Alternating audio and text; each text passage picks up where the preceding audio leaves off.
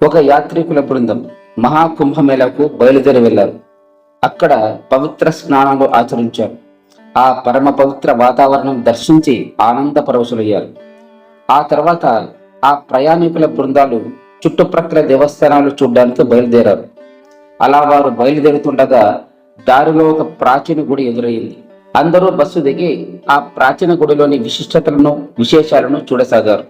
అయితే ఆ గుడిలో ప్రత్యేక ఆకర్షణగా ఒక పెద్ద గణపతి విగ్రహం కనిపించింది. ఆ విగ్రహంలో ప్రధాన ఆకర్షణ గణపతి బొజ్జ. ఆ బొజ్జకు ఆకర్షణ బొడ్డు.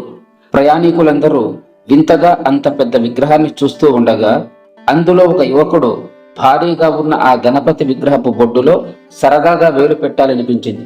దాంతో అతడు తన చూపుడు వేలిని ఆ లావుగా ఉన్న బొజ్జలోని బొడ్డులో పెట్టాడు. అయితే ఆ గణపతి విగ్రహపు బొడ్డులో చాలా రోజులుగా ఒక తేలు నివసిస్తూ ఉంది. ఆ యువకుడు ఎప్పుడైతే బొడ్డులో వేలు పెట్టాడో అది వెంటనే అతని వేలిని కుట్టింది. ఆ యువకుడికి కొన్ని క్షణాల పాటు ఎంతో బాధ వేసింది.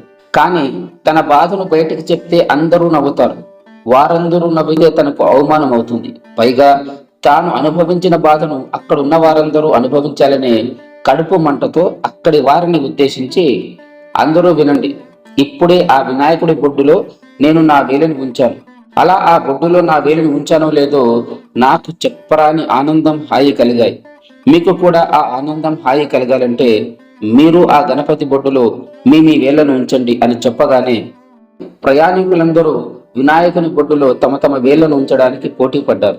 వరుసగా ఒకళ్ళ తర్వాత ఒకళ్ళు తేలుతో పుట్టించుకుంటున్నారు. కానీ అందరూ తేలు పుట్టిన దొంగల్లా పైకి నవ్వుతూ, అవును, వినాయకుని బొడ్డులో వేలు పెడితే చాలా చాలా హాయిగా ఉంది, ఆ హాయిని మీరందరూ అనుభవించండి అంటూ అందరినీ తేలుతో పుట్టించడానికి సిద్ధపడ్డారు.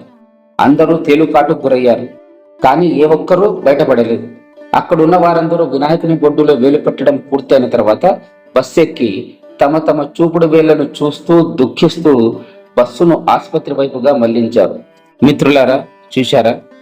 కొందరు స్వార్థపరులైన మనుషులు తమకు జరిగిన నష్టం ఇతరులకు జరగాలని ఆకాంక్షిస్తున్నారు. పరస్పరం సహాయం చేసుకునే గుణాన్ని కోల్పోయి ఇతరుల ఇబ్బందులు చూచి ఆనందించే క్రూర గుణాన్ని అలవర్చుకుంటున్నారు. మానవులలోని స్వార్థపూరిత గుణాలను తొలగించుకొని దయా, ప్రేమ గుణాలను పెంపొందించుకుంటే ప్రపంచమంతా ఆనందోత్సాహాలతో ఉంటుంది.